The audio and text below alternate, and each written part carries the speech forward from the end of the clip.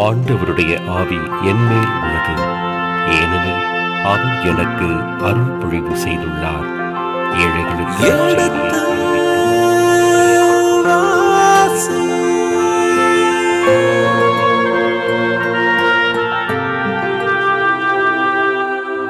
எடுத்து வாசி.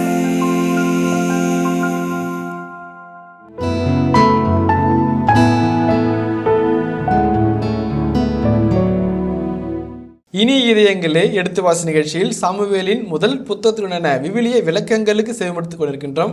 கடந்த பகுதியின் தொடர்ச்சியை இன்று தொடங்குவோம். வாருங்கள் நிகழ்ச்சிகள் செல்வோம். உங்கள் சார்பாக தந்தை அவர்களுக்கு வணக்கம் சொல்லி நிகழ்ச்சியை தொடங்குவோம். வணக்கம் தந்தை அவர்களே.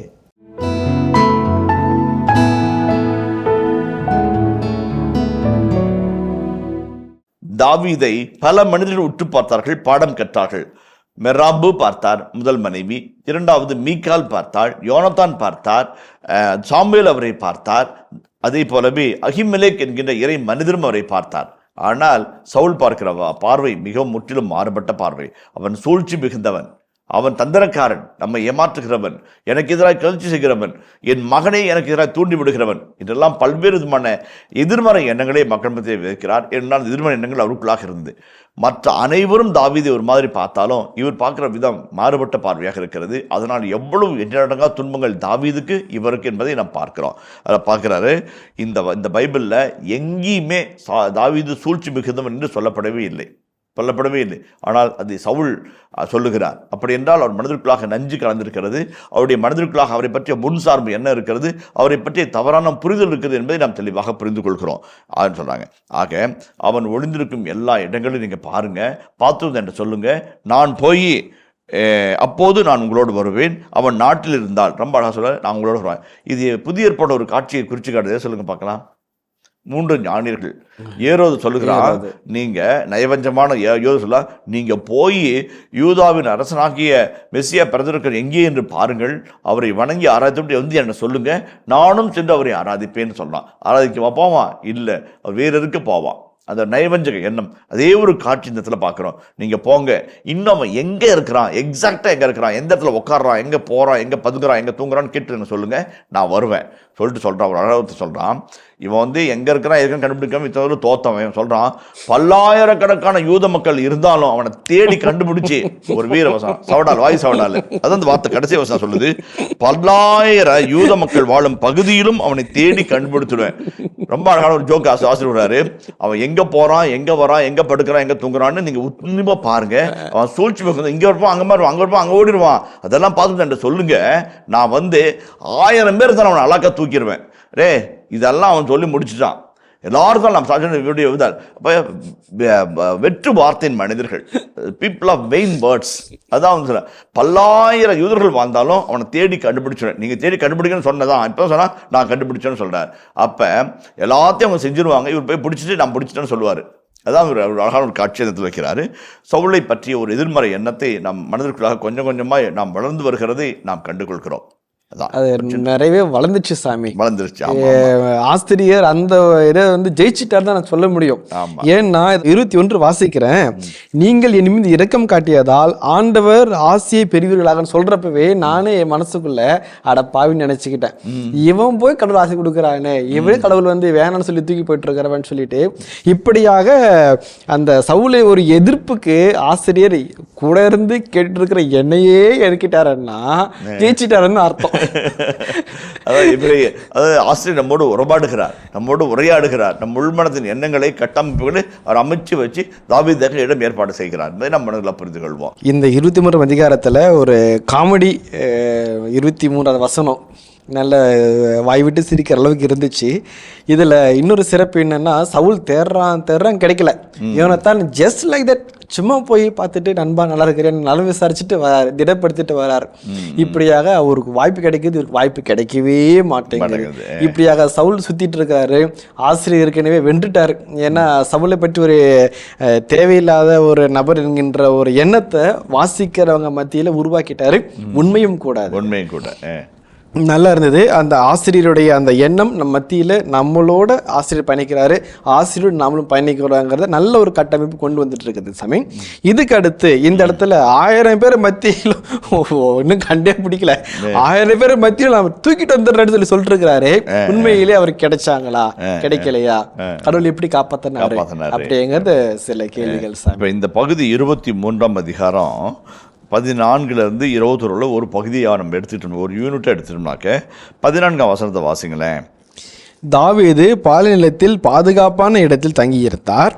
மலைநாடான சீபு பால்நில பகுதியில் தங்கியிருந்தவரை சவுல் ஒவ்வொரு நாளும் தேடியும் கடவுள் அவரிடம் ஒப்புவிக்கவில்லை. கடவுள் அவரிடம் ஒவ்வொரு நாளும் தேடுறாரு, ஒரு நாளும் ஒப்புவிக்கல.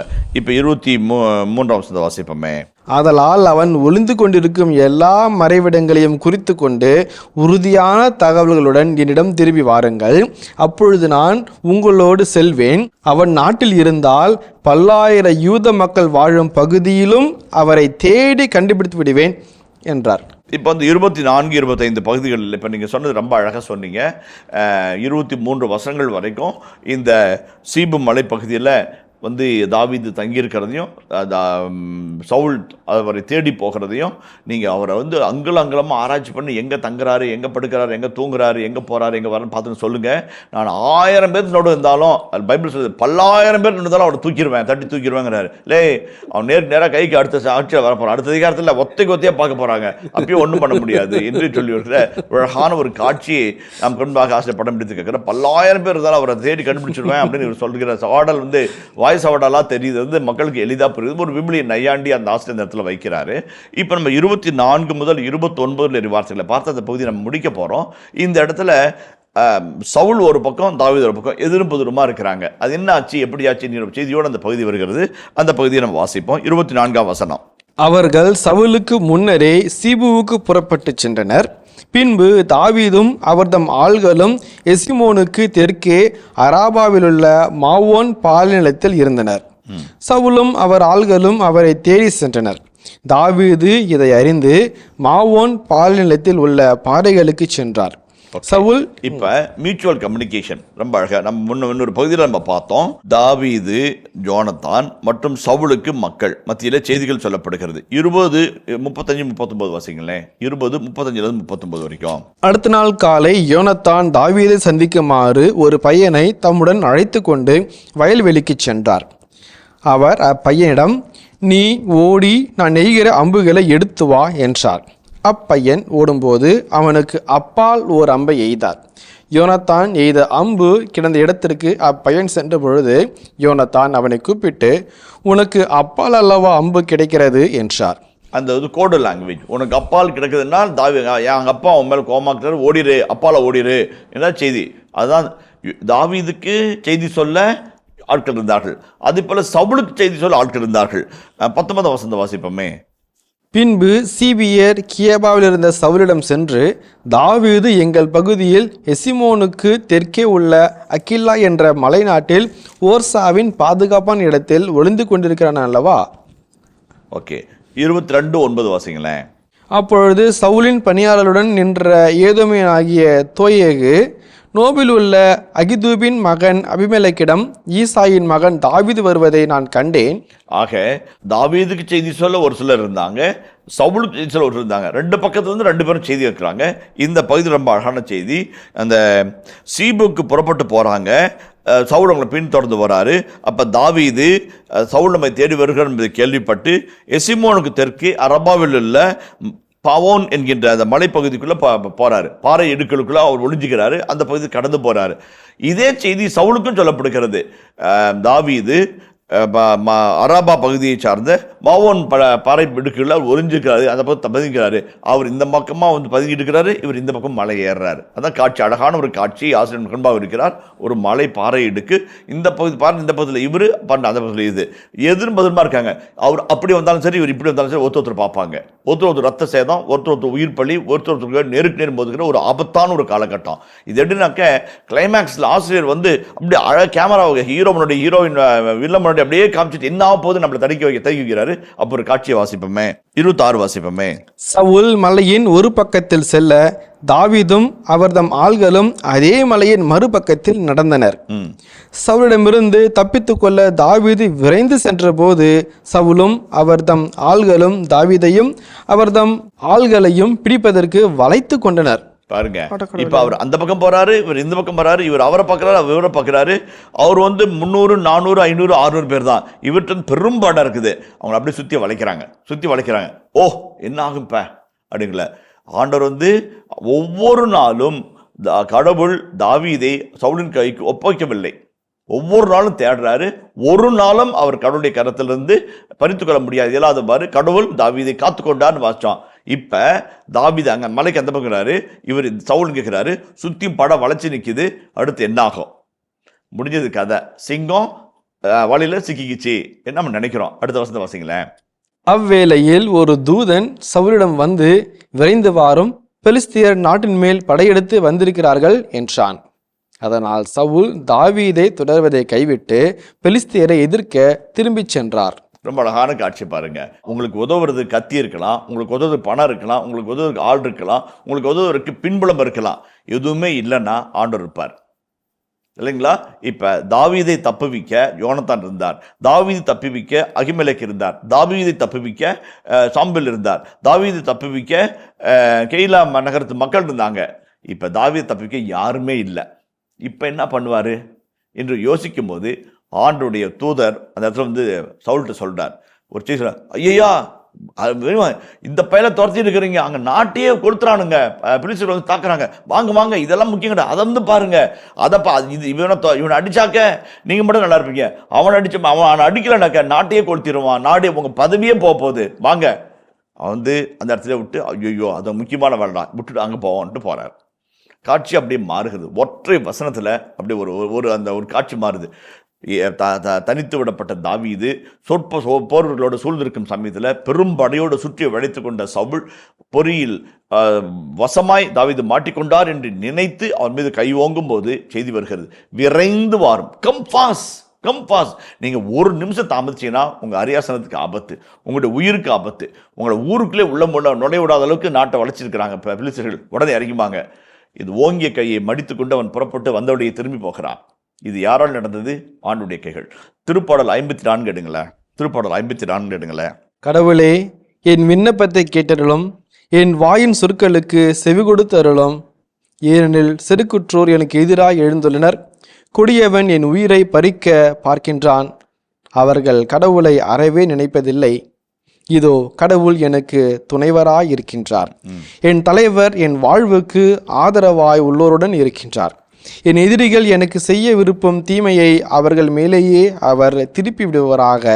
ரொம்ப அழகான காட்சி. அந்த 53ஆம் திருப்பாடலுடைய தலைப்பு பாருங்க, எதிரிடமிருந்து காக்க வேண்டுதல். அது ஆங்கில மொழிபெயர்ப்பின் தமிழ் மொழிபெயர்ப்புடைய தலைப்பு. அது கீழே பாருங்க இப்ரேய தலைப்பு இருக்கும். அது காட்சி சூழல் பற்றி சொல்லும். அது வாசிங்களேன். பாடகர் தலைவருக்கு நரம்பிசை கருவிகளுடன் தாவீது தங்களிடம் ஒளிந்து கொண்டிருப்பதாக சீபியர் சவுலிடம் தெரிவித்த போது தாவீது பாடிய அறப்பாடல். எக்ஸாக்டா கான்டெக்ஸ்ட். சீபியர் போய் சவுல்கிட்ட சொல்றாங்க, தாவீது என்கிட்ட ஒளிஞ்சிருக்கிறான், நீங்க வாங்கங்கிறாரு. அந்த செய்தி தாவீதுக்கு வருது. அவன் வந்தான்னு நம்மளை உண்டினம் பண்ணுவான். சீபியர்கள் சொந்த நாட்டு மக்கள் எதிராக இருக்கிறாங்க, எதிரினுடைய படையும் திரும்பி வருது. நம்ம தனித்துவிடப்பட்ட நிலையில் உதவிக்கு ஆண்டவரை அழைக்கிறார். அந்த பாடல் பாருங்க, ரொம்ப அழிமையான, ரொம்ப இக்கட்டான சூழல்ல வேற வழியே இல்லாத கரங்களை யாழ் மீது இசைத்து ஆண்டவர் நோக்கி குரல் எழுப்புகிறார். அப்ப பாசுங்களே, கடவுளே உமது பெயரின் வல்லமையால் என்னை காப்பாற்றும், உமது ஆற்றினால் உமது நேர்மை எனக்கு நிலைநாட்டும். எவ்வளவு அழகான காட்சி. ஆண்டவரே, நான் காப்பாற்றப்படுறது என்னுடைய பெருமைக்காக அல்ல, நான் காப்பாற்றப்பட்டா உன் அடியான யாரும் தொட முடியாதுன்னு மக்கள் எல்லாம் தெரிஞ்சுக்குவாங்க. உமது பெயரின் மேன்மைக்காக. If I am saved it's a glory to you. எவ்வளோ அழகான ஒரு விவாதம் பாருங்க. நான் காப்பாற்றப்படுவது என்பது உம்முடைய மாட்சிமைக்காக. அதாவது சக்கரியா 2:8 தமது மாட்சிமைக்கென்று தேர்ந்து கொண்ட உன்னை குறித்து ஆண்டவர் இவ்வாறு சொல்லுகிறார். தனது மாட்சிமைக்காக, அவருடைய மாட்சிமை நம்மளை வெளிப்படணும்னு நம்மளை தேர்ந்தெடுத்துக்கிறார். தமது மாட்சிமைக்காக உன்னை தமக்கென தேர்ந்து கொண்டு ஆண்டு சொல்கிறார், உன்னை தொடுகிறவன் என் கண்ணின் மணியை தொடுகிறார். அப்போ உன்னை காப்பாற்றணுங்கிறது கடவுளுடைய கட்டாயமாக இருக்குது, கடவுளுடைய இதாகுது. எசேக்கியேல் புத்தகம் முழுதுமே ரெகக்னிஷன் ஃபார்முலா என்று ஒரு வார்த்தை இருக்கிறது, அறிந்து கொள்ளும் வாய்ப்பாடு என்று. அதனாக்க நீ நல்லா இருப்ப, நீ வெற்றி பெறுவ, பழுகுவ, பெருகுவ, அதனால உன் கடவுள் யார் உலகெல்லாம் தெரிஞ்சுக்கும் என்று அவர் திரும்ப திரும்ப சொல்லுவார். நீ நலமாய் இருப்பது உன் ஆண்டவருக்கு பெருமை, நீ வளமாய் இருப்பது ஆண்டவருக்கு பெருமை. நீ நன்றாக வெற்றி வகை சூடும்போது ஆண்டவர் சிரிக்கிறார். ஏன்னா அந்த வெற்றி அவருக்கான வெற்றி, அவருக்கான மகிமை. அதான் உன்னுடைய வாழ்நாளின் நலன்களும் உன் வாழ்நாளின் வெற்றியும் ஆண்டுடைய பெருமையை சார்ந்ததாக இருக்குது என்பது எவ்வளோ பெரிய வல்லமை. அதாவது உமது பெயரின் பெருமைக்கேற்ப என்னை பாதுகாத்தரலும். அதாவது தாவீதுடைய அழகான பாடல். அதான் கடவுளே என் விண்ணப்பத்தை கேட்டலும், என் வாயின் சொற்களை செவிசாய்த்தலும், ஏனெனில் செருக்குற்றோர் என்று குழாய் எழுதினர், கொடியவன் உயிரை பறிக்க பார்க்கிறார்கள். ஆம், மலையினுடைய இந்த பக்கத்தில் இவங்க, மலையுடைய அந்த பக்கத்தில் அவங்க, சுற்றிலும் போர்ப்படையான சுற்றி எடுத்துக்குது. கொடியவர்கள், செருக்குற்றவர்கள் சவுல், அந்த கொடியவர்கள் போர் வீரர்கள் ஓங்கிய கையோடும் திறந்த வாளோடும் உயிரை பறிக்க தேடுகிறார்கள். அப்போ அவங்க கடவுள் நினைக்கிறதே இல்லை. அவங்க நினைக்கிறதில்லை. அவங்க கத்தியை நினைக்கிறாங்க, ஆளுமையை நினைக்கிறாங்க, வல்லமை நினைக்கிறாங்க, உடல் வலுவை நினைக்கிறாங்க, மனத்தின்மையை நினைக்கிறாங்க. நான் உண்மை நினைக்கிறேன், உங்கள் கடவுளை அறவே நினைப்பதில்லை. இதோ கடவுள் எனக்கு துணைவராய் இருக்கிறார். என் தலைவர் என் வாழ்வுக்கு ஆதரவாய் உள்ளோரோடு இருக்கிறார். என் வாழ்வுக்கு ஆதரவாய் எல்லோரோடு இருக்கிறார். என் கூட இருக்கிறார். என்னை சுற்றி இருக்கிற என் மனிதர்களோடு இருக்கிறார். அவர் என்னை காப்பாற்றுவார். அதான் அருமையான நம்பிக்கையின் பாடல். என் எதிரிகள் எனக்காய் செய்வரும் தீமையை அவர் மேலேயே அவர் திருப்பி விடுவாராக. அவர் என்னை துரத்திட்டு வராரு, வாழவங்க எனக்கு ஆபத்து வைக்கிறாரு. அந்த தீமையை அவர்கள் மீதே அவர் திருப்புவாராக. என்னாச்சு? ஐயா விரைந்து வாரும், எதிரியின் படை நாட்டுக்குள்ளாய் புகுந்தது, நீ நாட்டுக்குள்ளாக நுழைய முடியாத ஒரு ஆபத்து இருக்கிறது. இப்பொழுது வரவில்லை என்றால் எப்போதும் முடியாது, இறங்கி வாரும். ஓங்கிய கையை மடித்து வைத்துக்கொண்டு அவர் வந்தபடியை திரும்பி போகிறார். அது அழகான காட்சி. எனக்கு எதிராக அவர் என்ன செய்ய நினைச்சாரோ அதை அவருக்கு ஏதாவது திருப்பி விடுங்க என்று அழகாக சொல்லுகிறார். உமது வாக்கு பிறழாமைக்கு ஏற்ப அவர்களை அழித்துடையும். ஏன்னா நீங்க என்னை காப்பாற்றும்னு நீங்க சொல்லிக்கிறீங்க. 2 வருஷங்களுக்கு முன்பாகத்தான் யோனத்தான் சொல்கிறார், அஞ்சாதே, என் தந்தை உன்னை கண்டுபிடிக்க மாட்டார், நீ அரசனாவாய், நீ அரேசத்தில் அமரும்போது உனக்கு அடுத்தபடியே நான் இருப்பேன் என்று வாக்குறுதி ஆண்டுடைய வாக்குறுதி யோனத்தான் வழியாக அவருக்கு வந்தது. அந்த வாக்கு போடாமல் மாறுங்களா? எங்களுடைய மறைந்த பேராசிரியர் ஜோசப் பிரான்சிஸ் அவர்கள் அழகாக சொல்வார், யூ ஆர் ஹியூமன், அவர் கடவுள். சொன்ன சொல் மாற்றுவதற்கு நீர் மனிதன், அவர் வாக்கு மாறாதவர், ஏன்னா அவர் கடவுள் என்று அழகாக திரும்ப திரும்ப சொல்வார். அவர் வாக்கு மாறுவதற்கு அவர் என்ன மனிதனா என்று பைபிள் சொல்லுகிறது. வாக்கு மாறாத தெய்வம், சொன்ன வாக்குறுதியை அவர் கட்டாயம் நிறைவேற்றுவார்.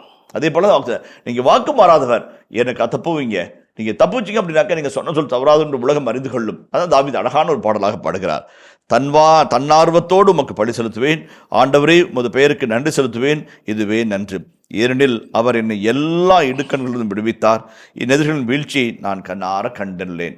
அது அழகான ஒரு பாடல், அழகான பாடல்.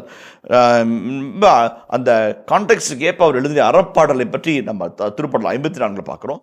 29ஆம் வசனத்தில் தாவீது அங்கிருந்து புறப்பட்டு என்கேதியில் உள்ள பாதுகாப்பான இடத்தில் வந்து தங்கினார். அந்த என்கேதியில் ஒரு அழகான நீரூற்று இருக்கிறது. இன்றைக்கும் அழகான செய்தி. திருமணமான தம்பதியர் அந்த இடத்திலே சென்று இனிமிகு பாடலை பாடி ஆண்டவரை துதித்து இன்பமாக இருப்பார்கள். இன்றைக்கும் அந்த ஒரு காட்சியை காணலாம். அந்த பகுதியில் போய் தங்குறாரு. அந்த இடத்துல ஆட்டுக்கிடாய்களுக்கு தண்ணீர் பெறுகிற அழகான நீரூற்றும் இருக்கிறது, இன்றைக்கும் இருக்கிறது. என்கேடி என்பது மிக அழகான ஒரு இடம். அந்த பாலைவன சோழன் இடத்திலே போய் தங்குகிறார். அங்கே இருக்கிற தண்ணீர், அங்கே இருக்கிற உணவு அவருடைய வீரர்களுக்கும் அவருக்கு பாதுகாப்பாக இருக்கும். அவரும் ஆண்டுடைய பாதுகாப்பை அங்கே உணர்ந்தவராய் அங்கே தப்பி ஓடி அந்த இடத்துல தஞ்சம் புகிறார். இந்த பகுதி நிறைவு பெறுகிறது.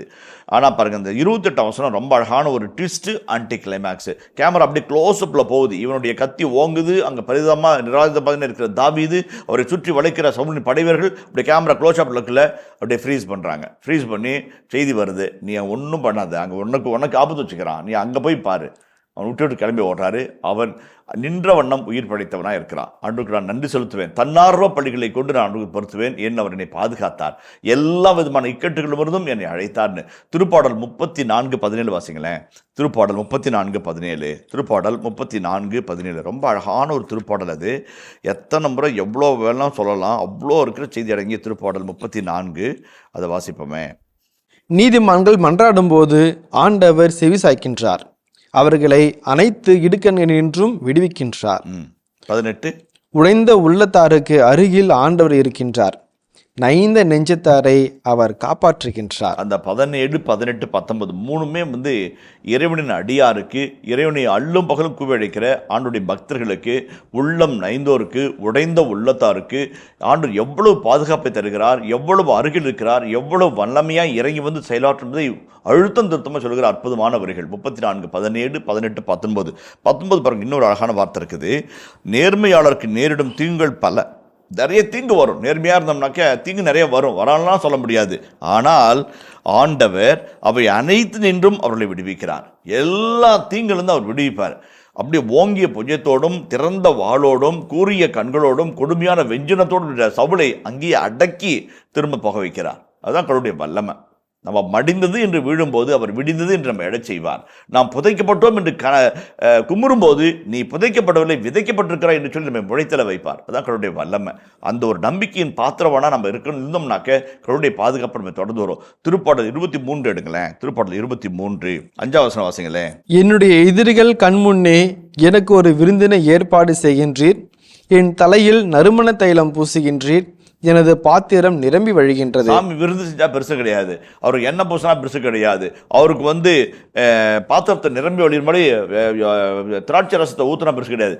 என் எதிரிகளின் முன்பாக, அதான் சொல்றது, என் எதிரிகளின் முன்பாக என்னை பெருமைப்படுத்துகிறவர், எல்லாருக்கும் என்னை பெருமைப்படுத்தி என்னை ஆஸ்வதிக்கிறவர் என் ஆண்டவர். திருப்பாடல் ஆசிரியருடைய அந்த வைர வரிகளிலே தாவீது நம்பிக்கை மிக அழகா தெரியுது. அதில் 6ஆம் வசனத்தை வாசிப்போமே.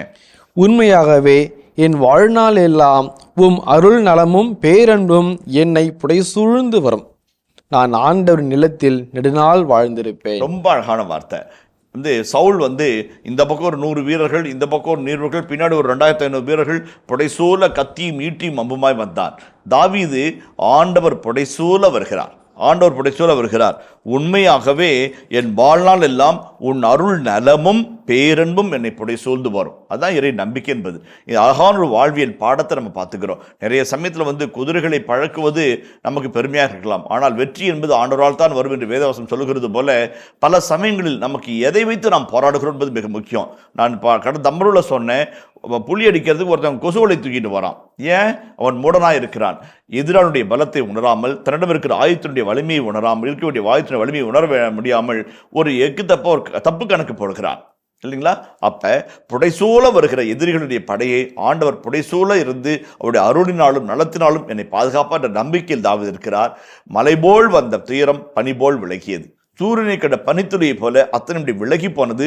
தாவீது தன்னன் தனியனாய் சொற்ப வீரர்களோடு எந்த ஒரு ஆதுகாப்பும் இல்லாமல் மலையின் அந்த பக்கமாக இருக்கிறவன் அப்படி ஆண்டவரின் அருட்கரத்தில் இருக்கிறதை சவுல் உணர்ந்து கொள்கிறார். நாம் உணர்ந்து கொள்ள அழைக்கப்படுகிறோம் என்பதுதான் அழகான செய்தி. ரொம்ப அருமையான அந்த பகுதியை நம்ம மனசில் இருத்தணும் அப்படின்னம்னாக்க எதுக்குமே பயப்பட மாட்டோம். இதுக்கு அதான் ரொம்ப அருமையான வார்த்தை.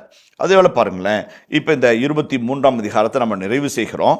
வாழ்வியல் பாடங்களை நம்ம ஒரு சில வாழ்வியல் பாடங்களை பார்த்து கடந்து செல்வோம். இனிய இதயங்களே, எடுத்து வாசி நிகழ்ச்சியில் சாமுவேலின் முதல் புத்தகத்துடனான விவிலிய இறை வசனங்களுக்கு செயல்படுத்திக் கொண்டிருக்கின்றோம். இதன் தொடர்ச்சியை மீண்டும் அடுத்த பகுதியில் பார்ப்போம். அதுவரை இணைந்திருங்கள். இயேசுவுக்கே புகழ், இயேசுவுக்கே நன்றி, மரியே வாழ்க. அந்த கெய்லா நகரத்து மக்களாக இருக்கட்டும் அல்லது சீபு நகர் பகுதியினுடைய பால்வெளி மக்களாக இருக்கட்டும், பாலைவனத்தில் அரண்சூழ்ந்த நகரத்தில் 2 பேருமே வாழ்ந்தாங்க. தஞ்சம் தேடி தாவீது போறார். பழிவாங்க நினைச்சிருந்தார்னா சவுலை பழி வாங்கியிருப்பார். சவுலுக்கு அப்புறம் சவுளுடைய படைவர்களை பழி வாங்கியிருப்பார். சவுளுடைய அலுவலர்களை பழி வாங்கியிருப்பார். மெய்காப்பல்ல பழி வாங்கியிருப்பார். சவுலுக்கு ஆதரவாக இருக்கிற அந்த தொயோகுவை வெட்டி வீழ்த்தியிருப்பார். பழிவாங்குவது என்பது தாவீதுடைய எண்ணத்தில் இல்லாத ஒரு அற்புதமான ஒரு குணமாக ஆசிரியர் படம் பிடித்து காட்டுகிறார்.